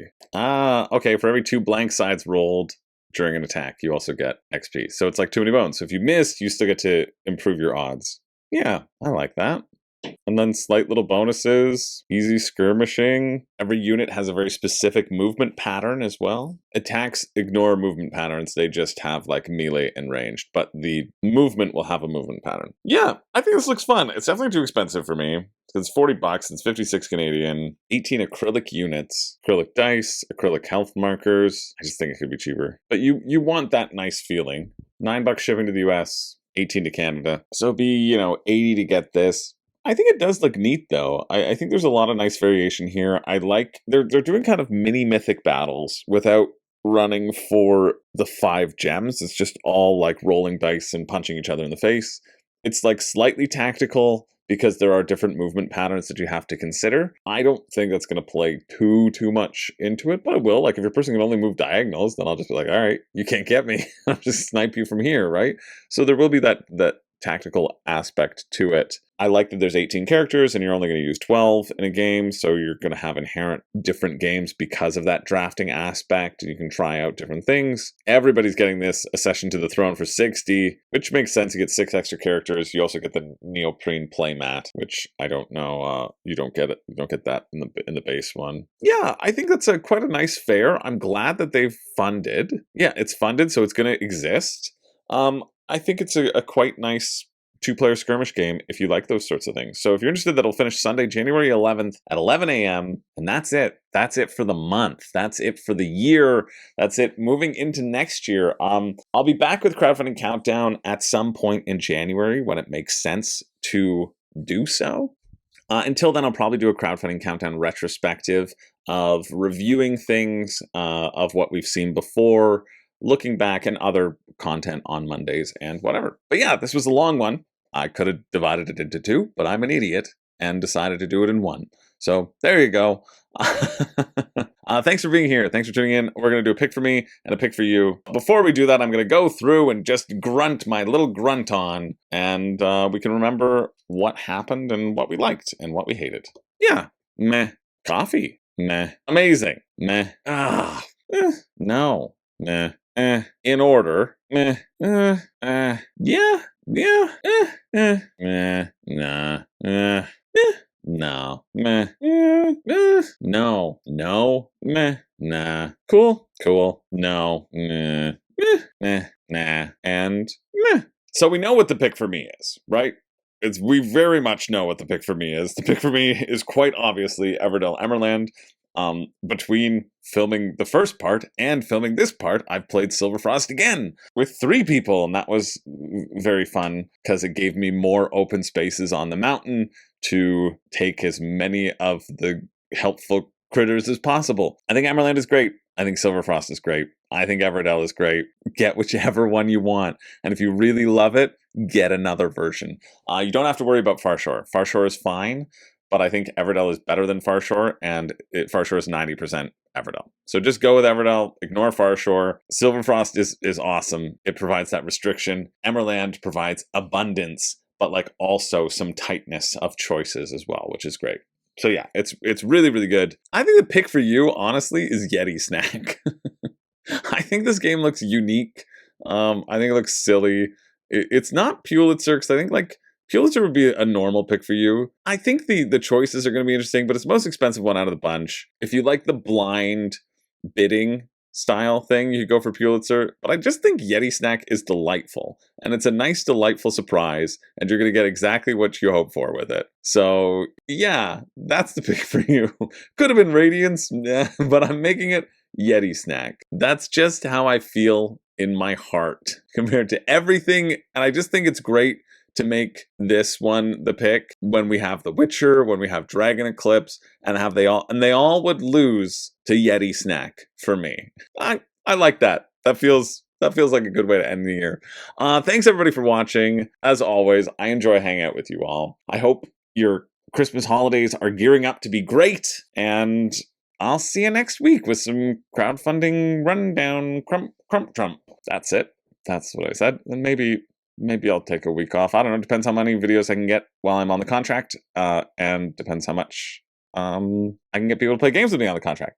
But we're doing pretty well so far, so I'm excited. Yeah, thanks for being here. Thanks for being here all year. Thanks for being here the past 4 years as well. Like, you're all friggin' great. You know I love you all. You're just the best. So keep it sleazy. My name's Chris George. I do not have a catchphrase, but don't forget to squeal until your last breath, like this lil piggy. Let's go.